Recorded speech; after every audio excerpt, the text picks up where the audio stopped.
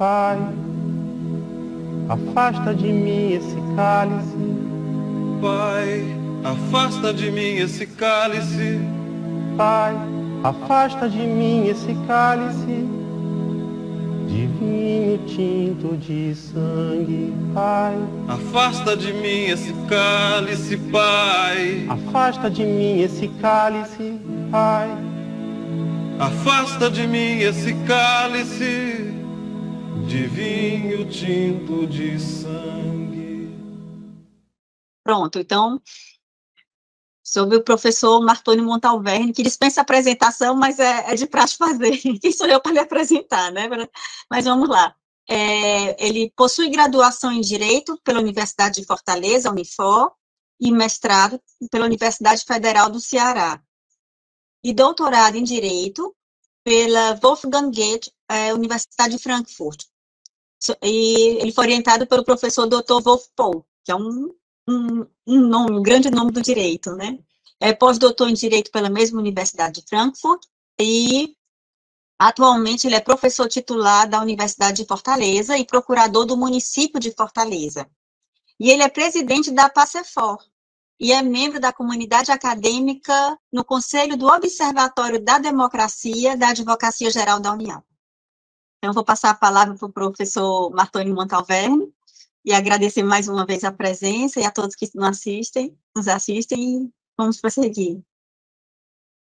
Muito boa tarde, prezada Carolina, boa tarde a todos e a todos. Eu queria, nesse primeiro momento, doutora Carolina, registrar a minha enorme alegria e satisfação, não somente pelo convite, mas, sobretudo, por saber que a Escola Superior da Magistratura do Estado do Ceará promove um evento com este conteúdo, um evento com essa qualidade. Parabenizo a todos, né, da direção da Escola da Magistratura. E essa minha palavra inicial, ela se fundamenta, Carolina, no que eu chamaria daquilo que, nos anos 70, na transição, aliás, dos anos 60 aos anos 70, ninguém mais, ninguém menos que Hannah Arendt, ela, após a publicação de Eichmann em Jerusalém, ela refez uma das suas últimas publicações, onde ela reuniu diversos artigos e conferências, e ela chamava a atenção coletiva pela responsabilidade e coragem quanto aos julgamentos, quanto à história, para que o passado não se repetisse. E ela dizia que há uma necessidade coletiva de todos nós de termos a responsabilidade pelo julgamento do que aconteceu no passado. O esquecimento é a condenação ao erro e ao engano. A responsabilidade e a coragem de julgar consiste, na verdade, sobretudo na esperança para o futuro. Aqui, claro, dialogando com a chamada filosofia da esperança de Ernst Bloch, ou seja, no sentido de que nós já fizemos nossa escolha, nós sabemos o que queremos, isso não se trata de um lamento do que poderia ter sido ou do que será, mas é uma escolha objetiva da sociedade. E, nesse sentido, nós fizemos essa escolha com a nossa Constituição de 88.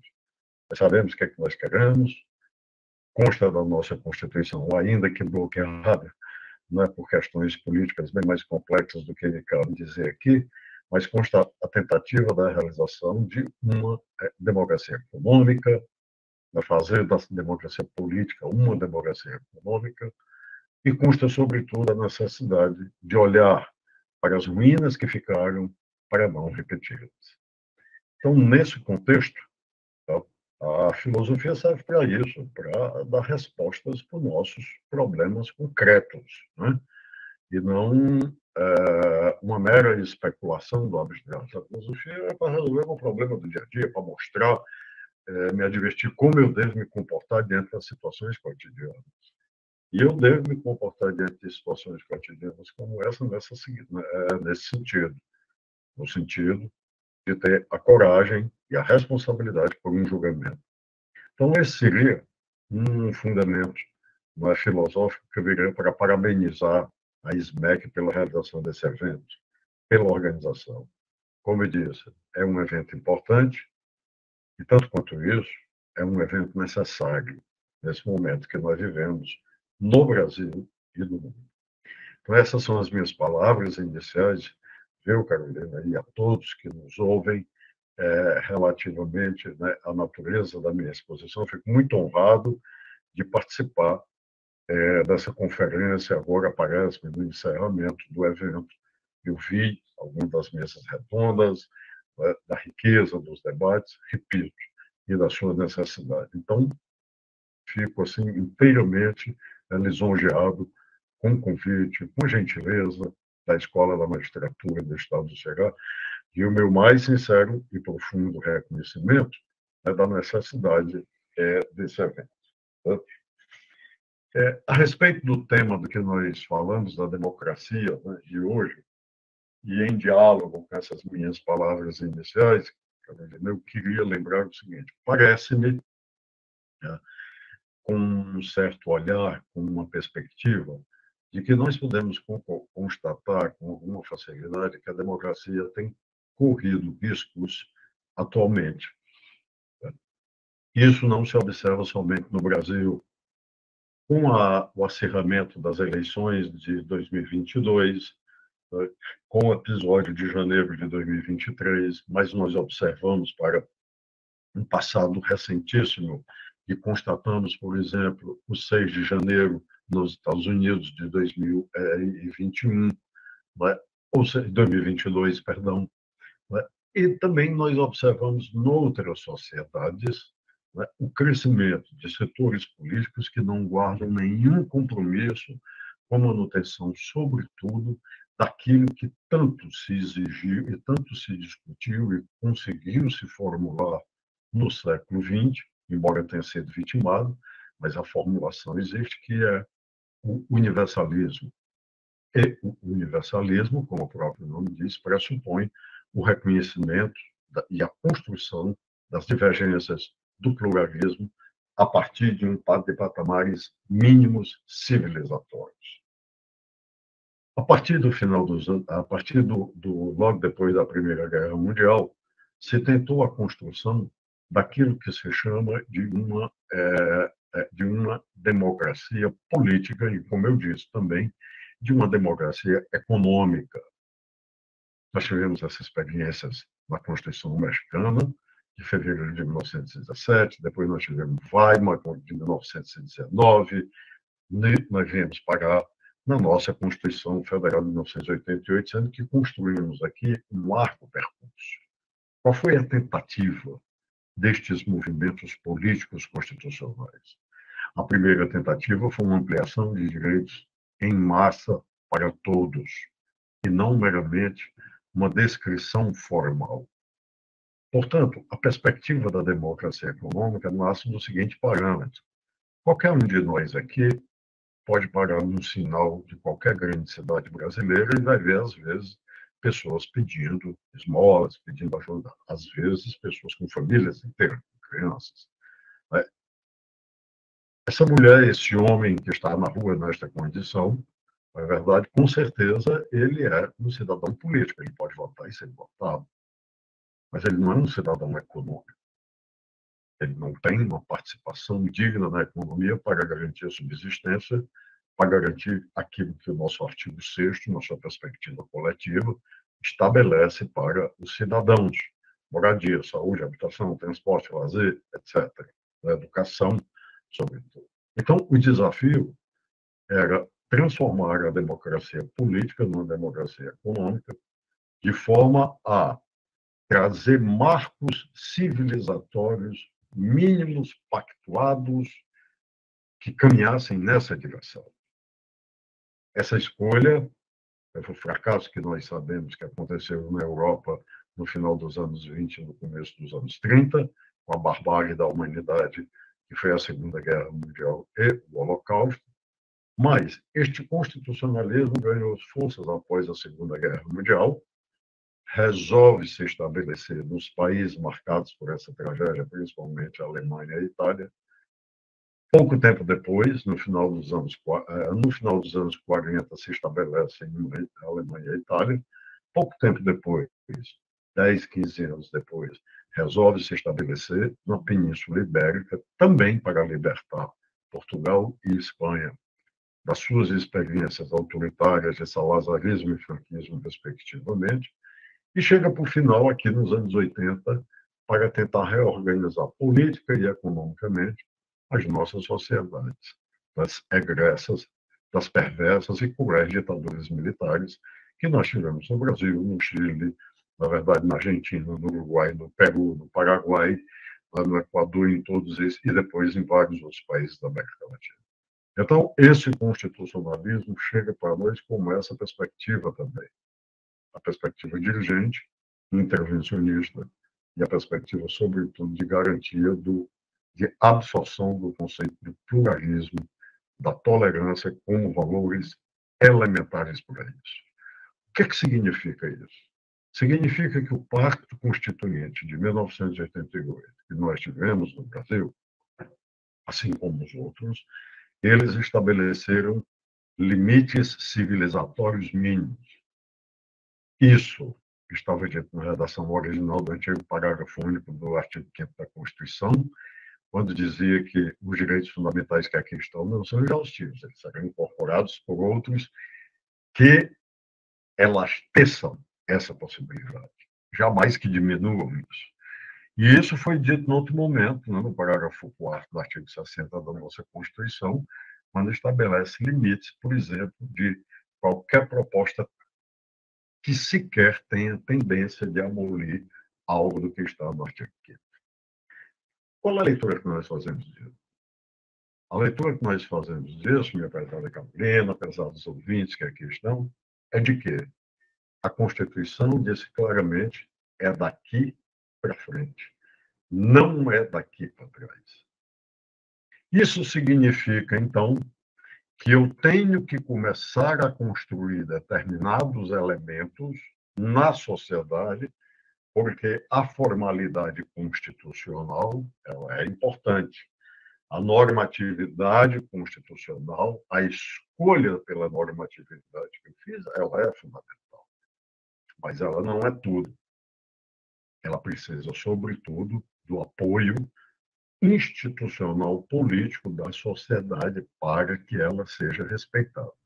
Então, a mesma Constituição que estabelece essas premissas de que o marco civilizatório é daqui para frente e não daqui para trás, por óbvio, ela precisa de elementos institucionais que garantam esta mecânica de funcionamento e de busca de articulação entre a normatividade constitucional e o que eu tenho no desafio da realidade. Em outras palavras, a forma é importante, mas o conteúdo não pode ser esvaziado, o conteúdo desta forma não pode ser esvaziado pela prática da compreensão desta forma. Eu tenho que garantir o conteúdo desta forma e, para isso, eu tenho os mecanismos que observar, os mecanismos que a sociedade estabeleceu. É a partir daqui, portanto, que eu começo, como em toda a sociedade, a ter os conflitos, a ter os problemas. Até aqui eu não tenho nenhuma novidade com isso. Na medida em que democracia nada mais é do que conflito. É a troca de opinião, é a troca de divergências.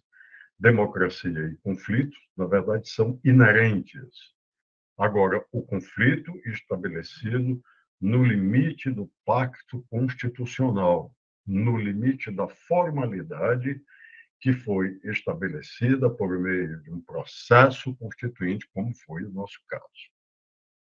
Eu só posso falar em perspectiva democrática de direito ou de direito quando eu tenho não somente quando eu alcanço um resultado democrático, mas também que este resultado democrático seja alcançado por um processo igualmente democrático. Isso é que oferece uma força de legitimação a essa normatividade, a essa formalidade, que haverá de ter mantido o seu conteúdo pela força das instituições que a compõem.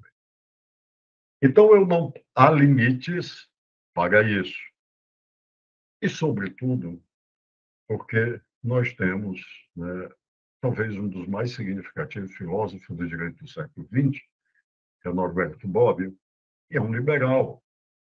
E Bobbio, em vários de seus estudos, estabeleceu e disse: a democracia é, antes de mais nada, um sistema de limites políticos, econômicos e sociais.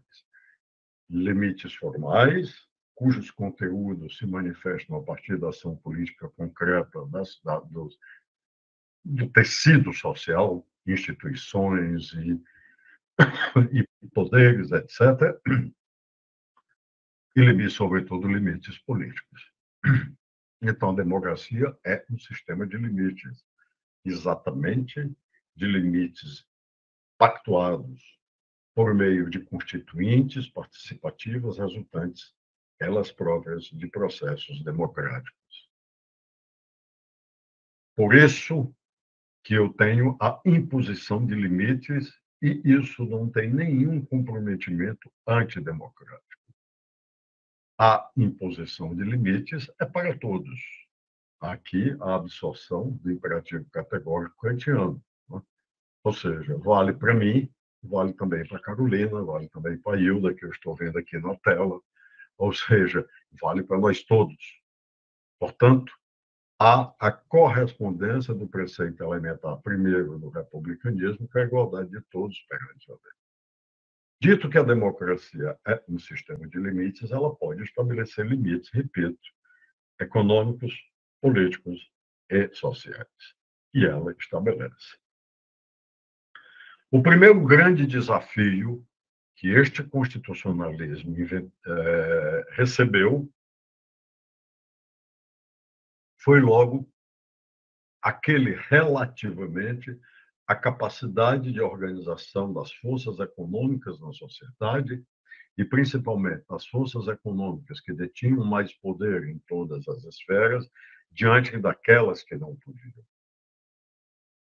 Naturalmente, o constitucionalismo dirigente interveio na atividade econômica, na perspectiva de defender, por exemplo, a soberania econômica, que é o que nós temos no inciso 4º do nosso artigo 70, e para defender aquilo que também nós observamos, no meu entendimento, é uma das espinhas dorsais do nosso constitucionalismo dirigente, mas nós falamos pouco disso, porque é uma coisa que está lá na ciência e tecnologia, nós não costumamos dar muita atenção a isso, mas está lá bem grande.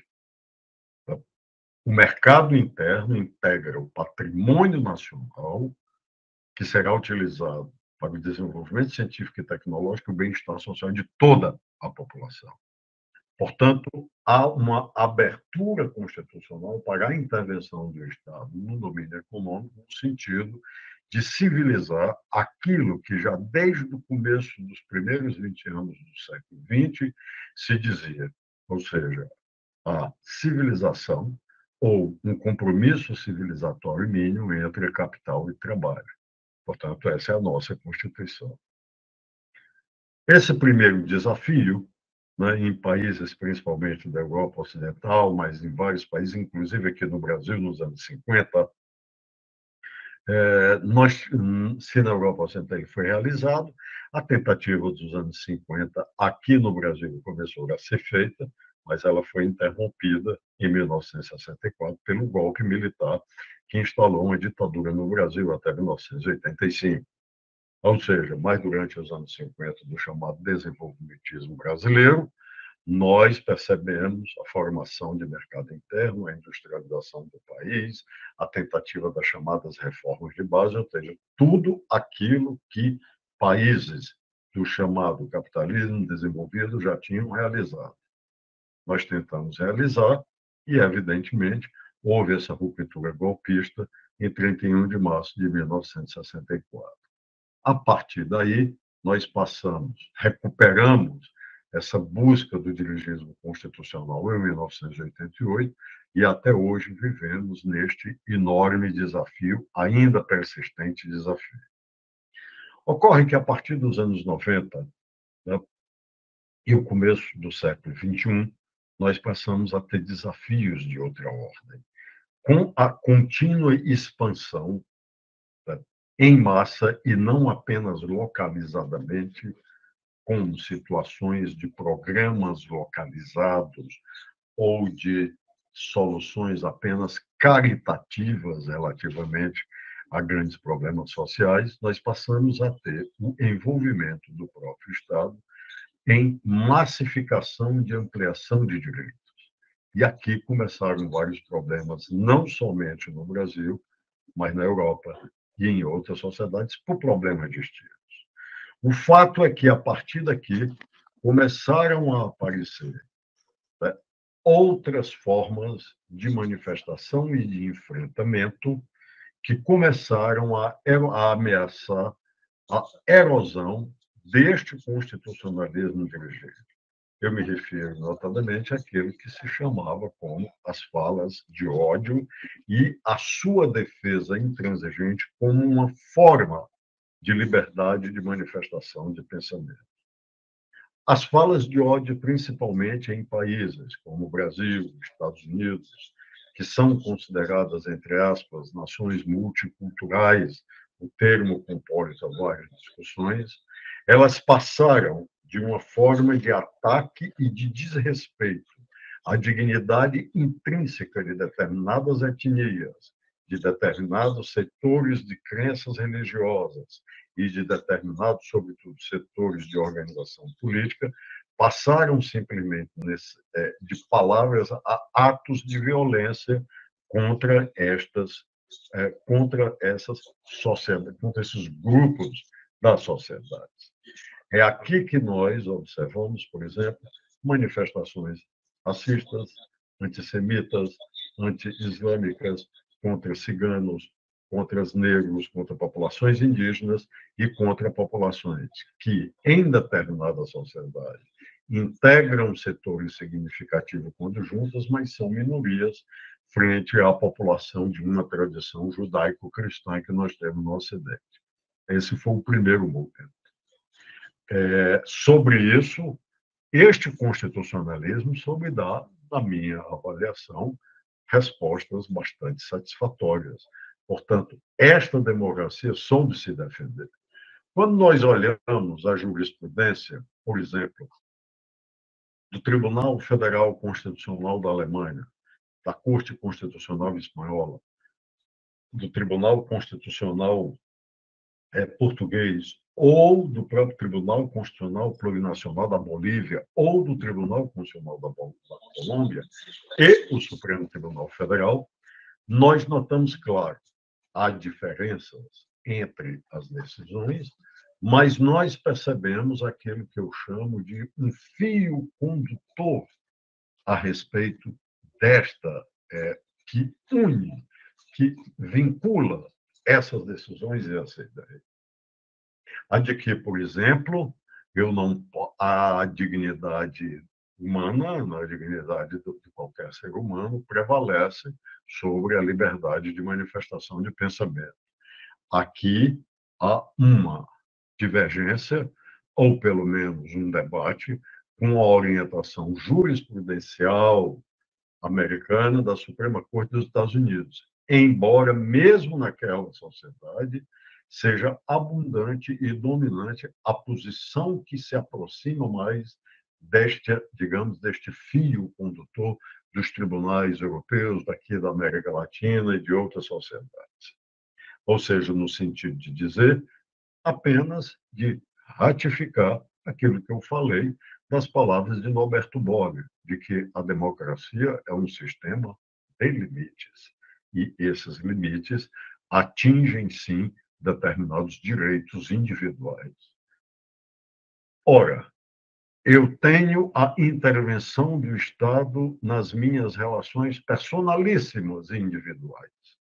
Eu tenho a intervenção do Estado na minha relação com o meu cônjuge. Como, por exemplo, eu não posso usar de violência dentro da minha casa. Com a pessoa com quem eu sou casado, eu não posso usar violência. O Estado intervém, inclusive, na intimidade das pessoas para estabelecer limites sobre isso. Estaria, por exemplo, a Lei Maria da Penha, ou está aí a fartíssima jurisprudência, não é verdade, de defesa da integridade do corpo da mulher, inclusive da sua proteção no que diz respeito, na verdade, à sua integridade física. Eu não posso fazer o que eu quero com os meus filhos. Eu tenho uma defesa e uma intervenção do poder do Estado nesse momento em que, mesmo um direito individual, onde eu sou responsável pela educação dos meus filhos, por escolher o tipo de educação que eu vou dar, de formação religiosa, política, etc., mas há limites para isso, na medida em que eu não posso submeter meus filhos ou meus ascendentes idosos a maus tratos, há, portanto, reconhecimento de uma intervenção natural. Por que eu não posso intervir, portanto, numa esfera coletiva se a mesma Constituição e a mesma legislação me permite uma intervenção até na minha intimidade e vida privada, e haveria de não permitir uma intervenção na minha ação enquanto cidadão da esfera pública, não é verdade? Então, o que eu constato quando observo isso é uma perfeita sintonia de racionalidade, portanto, de argumentação racional, que me autoriza a concluir de que o limite estabelecido pela democracia é necessário e de que, esse é o primeiro momento, e o segundo momento, de que há uma imposição, se isso quiser subsistir, de que a mesma democracia disponha de elementos que consiga defender a si mesma. E essa disposição de elementos faz todo sentido, sob pena de não subsistir aqueles limites que são estabelecidos por ela própria. Então, nós extrapolamos dessa esfera, como eu dei o exemplo da intimidade e vida privada na liberdade de manifestação de pensamento, para a esfera de uma atuação coletiva. E aqui, sim, Brasil e determinados países da Europa, ou mesmo nos Estados Unidos, se aproximam. Eu vejo o crescimento de atores políticos consideráveis que ameaçam a destruição do pluralismo das sociedades e da tolerância. Nós observamos esse crescimento quando olhamos países como a Alemanha, como Polônia, França, Espanha, Portugal recentemente e o Brasil. Nós observamos, por exemplo, a esdrúxula tese de que, aspas, eu teria direito de pedir a destruição da democracia. Portanto, de que a minha liberdade de manifestação, transposta para a manifestação coletiva na esfera pública, me permite reivindicar o fim do pluralismo e o estabelecimento de determinadas medidas recrudescentes que, liquidam esse pluralismo, dois, que liquidam a possibilidade de reconhecimento de grupos menores sociais. Aqui, portanto, nasceu, dada essa percepção das instituições democráticas, deste constitucionalismo dirigente a que eu me referi, aqui nasceu a pergunta, célebre, o que fazer diante desse quadro? Como reagir diante desse quadro? Em novembro de 1952, a então Alemanha, refeita pela guerra, ofereceu uma resposta interessante. Foi a criação do Serviço Federal de Proteção Constitucional. Trata-se de um órgão do Estado que observa atores políticos que, francamente, violam as garantias ou os direitos e garantias que estão na lei fundamental alemã, num primeiro momento na perspectiva administrativa, e depois judicializam essas questões. Isso levou, por exemplo, já em 1952, a proibição de um partido abertamente de orientação nazista.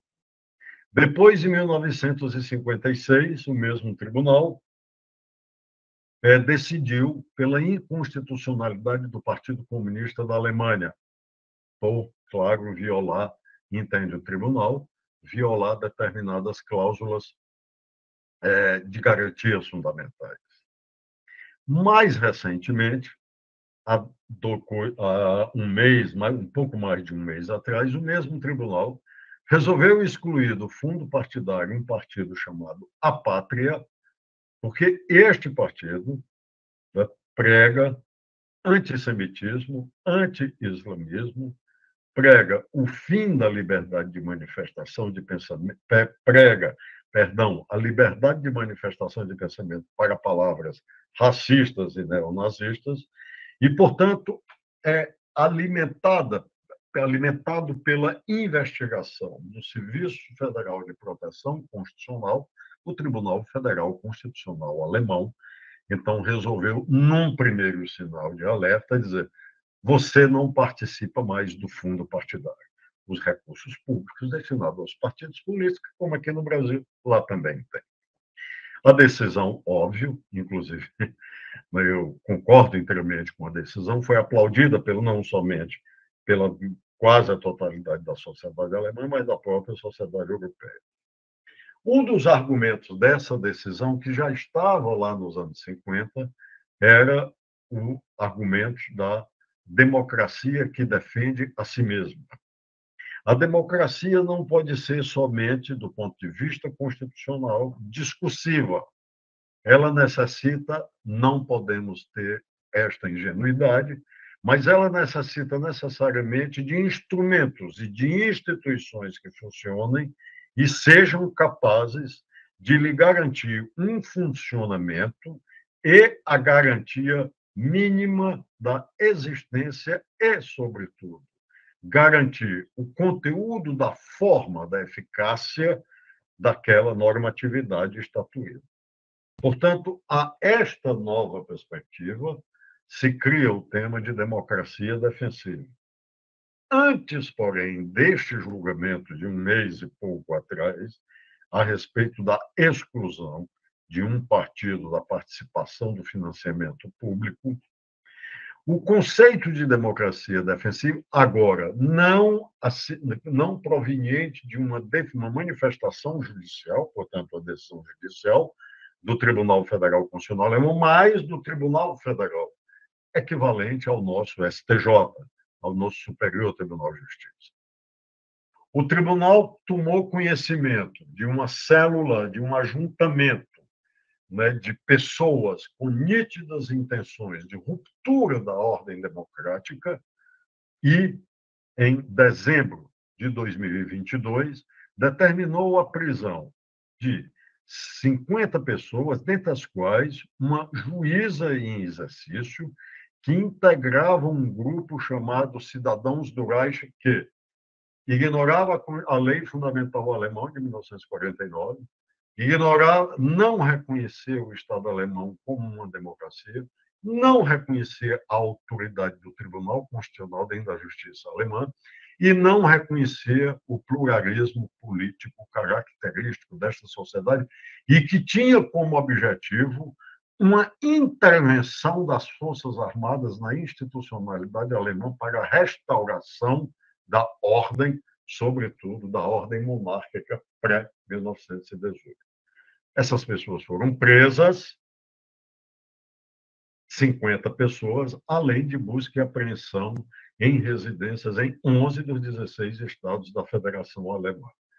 Por fim, quando foi nas eleições de 2023, do ano passado, um jovem deputado estadual da Baviera foi preso por participar de reuniões e de manifestações de uma associação nazista que tinha células na República Tcheca, né, o que eles chamam de associação Burschenschaft, né? E o deputado não teve o reconhecimento da sua imunidade parlamentar para a defesa de tais atos e discursos de destruição da democracia. Portanto, estes exemplos, né, são exemplos, na minha avaliação, um alento para os desafios que nós temos no caso brasileiro. Em 2022, todos nós sabemos, nós tivemos, né, ajuntamentos no país todo a pedir uma intervenção militar numa mirabolante interpretação do artigo 142, que agora o Supremo Tribunal Federal, recentemente, apenas confirma que não há a perspectiva de moderação por parte de Forças Armadas. Por uma razão óbvia. Numa perspectiva democrática, quem tem armas não decide, e quem decide não tem armas. É por isso que a Constituição impõe às Forças Armadas, aqueles que detêm as armas, a mobilização para a ação a partir da determinação de quem tem o poder civil eleito, no caso, o presidente da República, e que esta decisão unilateral de uma só pessoa, que tem legitimidade para isso, que é o presidente da República, terá que ser confirmada pelo Congresso Nacional. Portanto, só então a ação de Forças Armadas terão legitimidade, as ações de Forças Armadas terão legitimidade para a sua mobilização quando tiverem a confirmação do poder civil eleito, e não de forma autônoma. Quando eu observo o que aconteceu no Brasil, né, neste período pós-eleitoral de 2022, o que aconteceu em 2023, uma aberta tentativa e planejamento, né, de golpe por parte de autoridades da institucionalidade brasileira, me encaminho para o final, minha prezada Carolina, nós podemos ter dois olhares. O primeiro é um olhar que é comum a qualquer sociedade. Nós sempre teremos, no nosso âmbito, na nossa organização, na nossa tessitura social, nós teremos grupos e apoios políticos dispostos à destruição da democracia.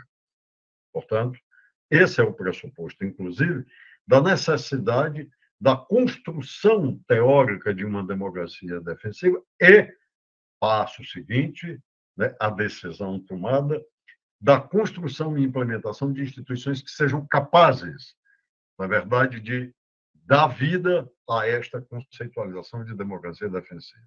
Então, não é novidade nenhuma, nós sabemos que convivemos com esses grupos dispostos à destruição da democracia.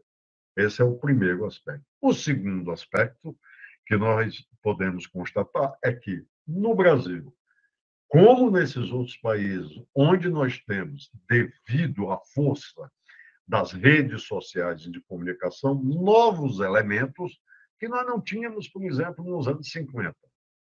Mas parece que as instituições brasileiras começam a delinear formas jurídicas construídas tendo como referência o conceito de democracia defensiva e o conceito de imposição dos valores democráticos da Constituição de 88, parece que o Supremo Tribunal Federal, a exemplo de outros tribunais, começam a construir orientações jurisprudenciais que são capazes de dar resposta a estes desafios que nós temos no cotidiano. Portanto, essas duas vertentes que nós observamos, a existência desses grupos, mas a capacidade da institucionalidade de reagir a esta perspectiva de que sempre existirá. Evidentemente que nos dias atuais, eu não preciso discorrer aqui muito sobre a complexidade e o poder das redes sociais, a proliferação das notícias, etc., mas essas complexidades, elas começam a chegar e ser compreendidas pelos tribunais, principalmente pela Justiça Eleitoral, e começam, portanto, a ser elaboradas e formuladas conceitos teóricos de orientação jurisprudencial para que preceitos de uma democracia defensiva sejam efetivamente construídos. Eu posso dar um exemplo disso, rápido. Eu me lembro muito bem, na eleição de 2018, um ministro do Tribunal Superior Eleitoral, julgando uma determinada ação de prestação de contas, né, onde a parte contrária dizia que o impulsionamento de notícias de Facebook deveria, que é pago, todos nós sabemos, deveria constar da relação de gasto, óbvio, de qualquer campanha. E o ministro, uma pessoa de mais idade, né, com uma certa ingenuidade, ou mesmo desconhecimento, e disse: como é que eu vou julgar isso? Eu não sei o que é impulsionamento. Ou seja, a nossa justiça não estava preparada para aquilo naquele momento, em 2018. Agora, completamente diferente. Transcorridos de 2018 para cá, nós já observamos que a justiça eleitoral, né, e os outros ramos da justiça começaram a ser capazes de desenvolver elementos que possam identificar os chamados abusos do poder econômico, que está lá na Constituição como uma das causas da perda do mandato eletivo através de ação de investigação de mandato eletivo, nesse sentido, de impugnação de mandato eletivo, o que, portanto, é denunciador de que instituições brasileiras começam a se preparar nesse sentido da democracia defensiva. Notícias como essa são, na minha avaliação, são bastante alentadoras, porque demonstram que a nossa institucionalidade, e uma parte determinante da nossa institucionalidade, que é o Poder Judiciário, começa a ter capacidade de se movimentar na direção da compreensão deste desafio e do que isso significa.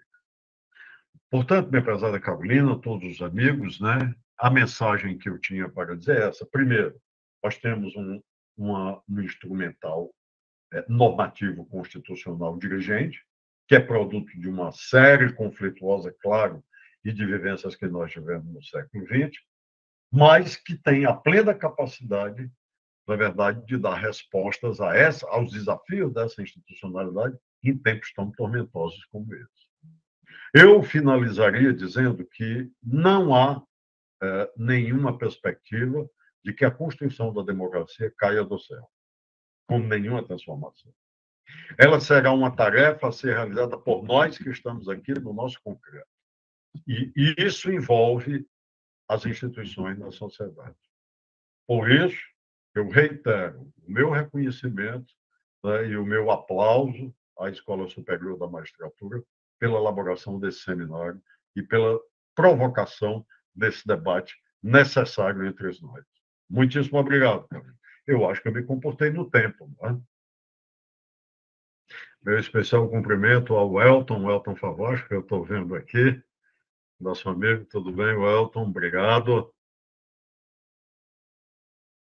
Professor, eu gostaria de fazer uma pergunta, claro, com a concordância aí Claro. da cerimonial. Será possível? Claro, sim, passa. Ah, ótimo.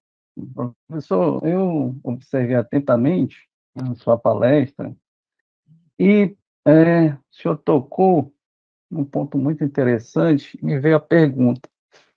O senhor mencionou que o mercado interno integra, né, assim como a ciência, tecnologia e inovação, o patrimônio nacional, visando assegurar o desenvolvimento e a soberania econômica. Tem previsão lá no artigo 170. Recentemente, em 2015, a emenda constitucional 85 inseriu o artigo 219b na Constituição, criando o Sistema Nacional de Ciência, Tecnologia e Inovação. E, atualmente, todos sabemos que o conhecimento e a tecnologia avançada integram o Centro Mundial de Poder, o que garante a determinados países vantagens políticas, econômicas, sociais e militares. Há, inclusive, um economista britânico chamado Christopher Freeman, que defende que a inovação constitui, a um só tempo, o principal determinante da dinâmica econômica. E também é fundamental para definir padrões de competitividade econômica, sobretudo em escala global. O que fazer, então, essa é a pergunta, para converter a nossa vigorosa produção científica nessa tríplice hélice, comunidade científica, setor produtivo. O que fazer, então, para converter essa vigorosa produção científica que nós temos no país, sob essa ótica de uma tríplice hélice, né, de comunidade científica, setor produtivo e Estado, em produtos e serviços para melhoria de vida das pessoas, ou para melhorar esse desenvolvimento, soberania econômica? É essa a pergunta. Não sei se o senhor conseguiu ouvir tudo, professor. Sim, ouvi, Walter. Acho a sua pergunta bastante pertinente, porque ela dialoga diretamente com a natureza do nosso dirigismo e desenvolvimentismo da Constituição Federal. O artigo 219, mas não só isso, todo o texto da Constituição, no meu entendimento, é a assimilação das teses, né, desenvolvimentistas, principalmente de Celso Furtado. Celso Furtado, quando construiu uma das suas principais teses, né, está lá nas raízes do subdesenvolvimento, quando ele diz, olha, o subdesenvolvimento não é um caminho natural para o desenvolvimento econômico, até porque os países do capitalismo desenvolvido não conheceram o subdesenvolvimento. O subdesenvolvimento é uma outra forma de manifestação do capitalismo. Logo, se determinados países, determinadas sociedades, elas mesmas não tomarem medidas internas, não superarão naturalmente o subdesenvolvimento. Isso, aliás, né, é hegeliano, né?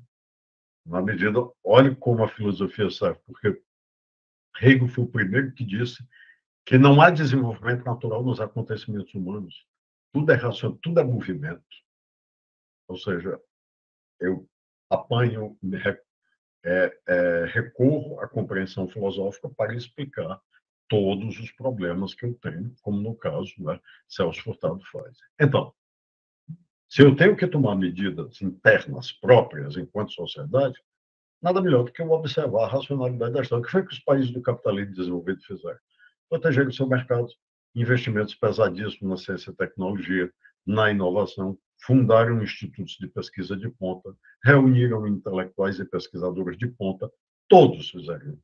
A Alemanha começou a fazer isso, Estados Unidos fez isso, Inglaterra fez, França fez, todos os países fizeram isso.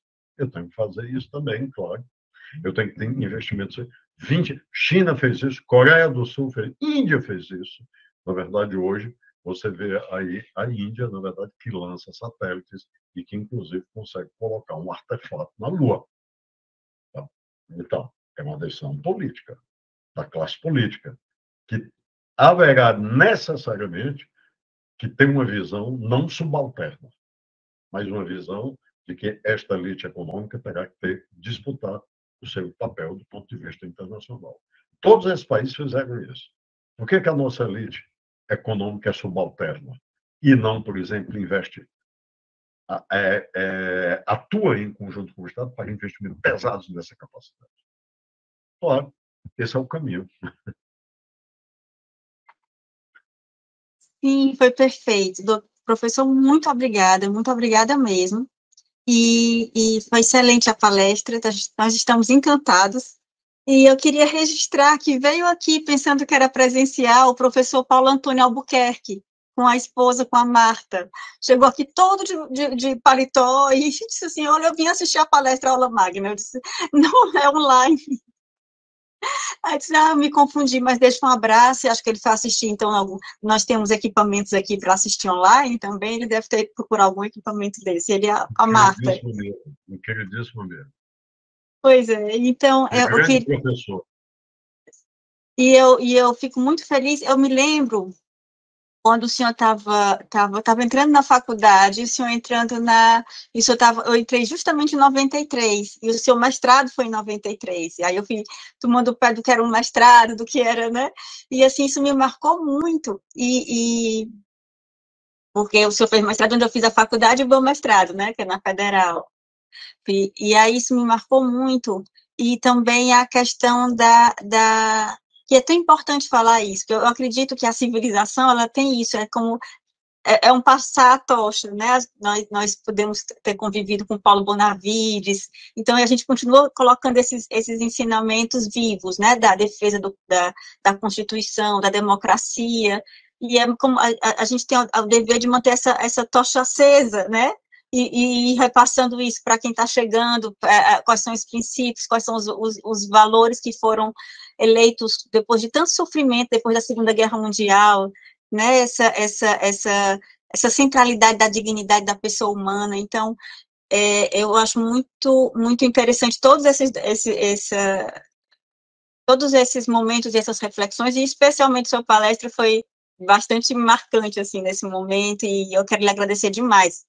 E eu também queria agradecer, porque seria impossível a gente ter realizado o que a gente realizou sem o que foi co-realizador, o professor Flávio Moreira Gonçalves.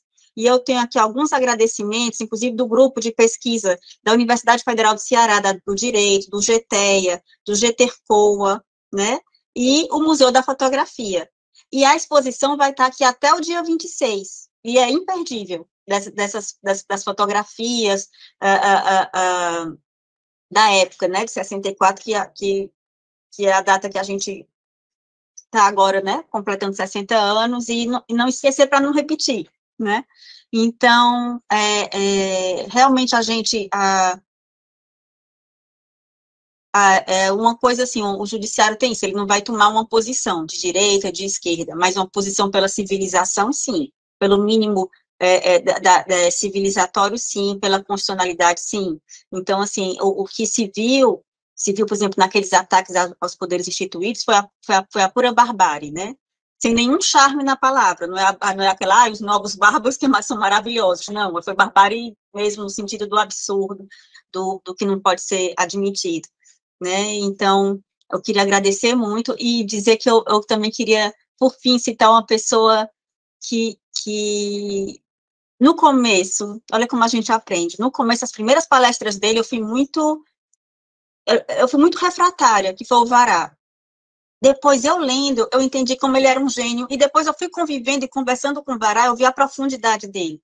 No começo, o Vará eu não acolhi, depois eu fui vendo quem era.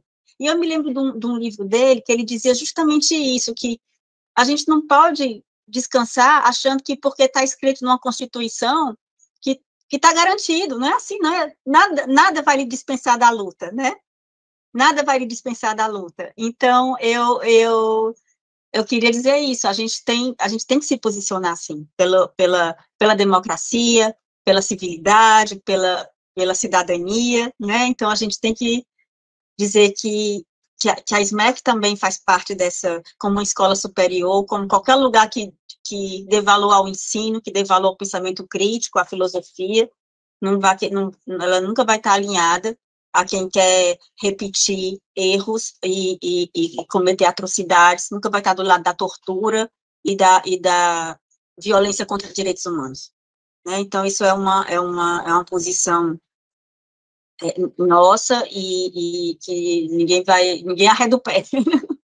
Então é isso, olha, e muito, muito, muito obrigada. Eu que agradeço, muito obrigado, prezada Carolina, muito obrigado a todos que ouvem, para mim foi uma honra, e novamente, eu reitero o meu reconhecimento e a minha satisfação em saber que a Escola Superior da Magistratura, né, organizou esse evento. Parabéns. Bom final de semana para todos.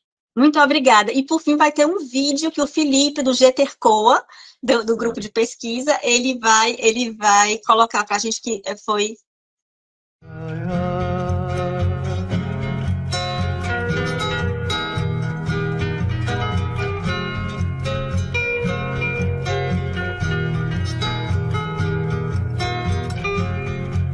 Caminhando e cantando e seguindo a canção, somos todos iguais, braços dados ou não, nas escolas, nas ruas, campos, construções, caminhando e cantando e seguindo a canção.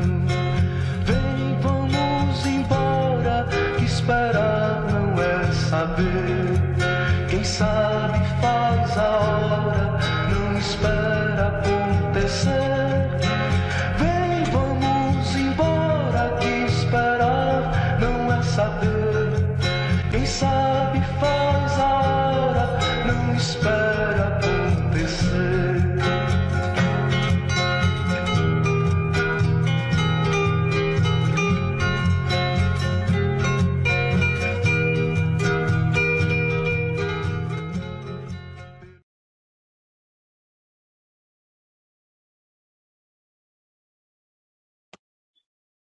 Muito obrigado. Excelente vídeo. Parabéns, Felipe. Parabéns, SMEC, novamente.